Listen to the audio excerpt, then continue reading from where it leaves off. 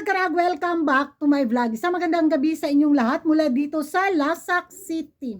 Na-stress na naman yung cell membrane ko mga karag-karag. Alam nyo naman na 50-50 below the ground lang yung vocabulary ko. Kaya nung malaman ko yung mga pachika, mga chismisa na pinag-uusapan ngayon ng mga active na mga chismoso at mga chismosa sa social media, doon lang naman sana ako sa ating mga kapitbahay na taga Milky Way na kung saan binuraot na naman nila yung mga kandidata natin na lalaban sa corona sa Miss Universe Philippines 2026. Nagmamasid at nag-aano ako sila ba, nagbabantay ako sa kanila bitaw mga chismisan doon.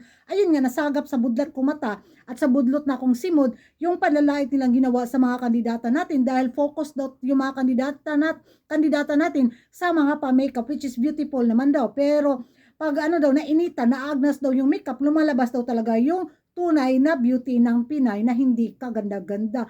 Mga hinawa yung mga binaklag, mura ba po ilang kandidata, purya gaba, biya po mura po gihulbot sa pansyon. Why we are so focusing daw sa makeup? Wow! Sila, bisag make-upan pa ilang mga dagway, mura jud gihulbot sa imburnal. Kataas lang mga suwang sa ilang kandidata. Kung makapanlait sila sa kandidata nating naagnas daw yung mukha pag tinanggalan ng makeup. Wow! Sana all! Gwapa, puryagaba. Hoy! Nalito ako, nawindang ako mga karag-karag habang nagbabasa bitaw ako sa kanila mga eksena. Uy! Kasi nga doon sa pa-escalator bitaw kahapon tapos yung mga kandidata lumabas, di ba? Bumaba sila doon sa bus. Syempre, medyo na ano sa araw, ayun, yun, doon talaga yung target nila. Grabe yung mga pagiging detective ko na nilang pagkachismosa. Focus sila sa pa-make-up ng mga kandidata sa Miss Universe Philippines 2026. Ayun, nanggigigil galore ako sa kanilang mga panglalait bitaw. Di na to sugdan. Kay Mangga of the Year ba po ng ilang mga kandidata. Ay, dukdok kong martilyo para mataas ang suwang. The essence of beauty. Ay! So ito na nga mga karag-karag. Yun yung chismisan doon sa ating mga kapitbahay. At dito talaga ako nawinda ngayon sa bagong format na Miss Universe Philippines 2026. Dito talaga ako napanghinaan lalo ng cell membrane sa aking vocabulary dahil hindi ko talaga mag-gets yung pa-eksena ngayon ng MUPH organization na gusto ko naghahanap ako ng bitaw, matinding rason kung paano siya i-explain sa akin dahil nalito rin ako sa nabalitaan ko mga karag-karag base nga sa mga nabasa ko, there is no live preliminary competition kasi yung preliminary competition is labaro basahan na lang ninyo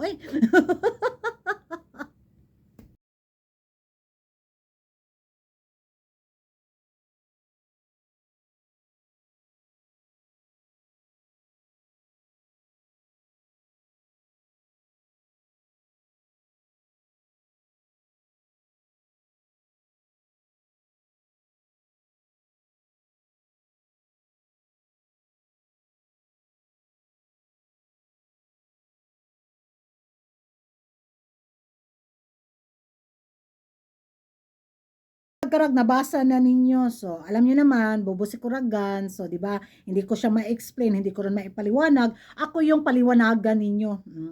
Gusto ko talaga magbasa na explanation bitaw ba dito sa bagong format dahil nalito talaga yung kalituhan ko.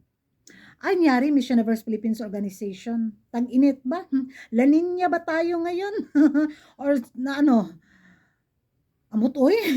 Naawa ako sa mga kandidata sa new format na to mga karag-karag kasi kawawa yung mga kandidata na wala masyadong bitaw fan base sa social media at hindi makapagboto at hindi makapag waldas na mga Yamashita treasure sa kanilang kandidatang sinusuportaran din, di ba? So sa mga probinsya na kulang sa suporta yung kandidata nila at yung kandidata nila kulang din ng suporta sa probinsyang sinusuportaran nila, di ba? Parang kawawa naman. Paborito sa mga kandidata, mga frontrunner, sa may malakas yung fanbase sa social media, pabor talaga to. Pero, bakit ganito yung format?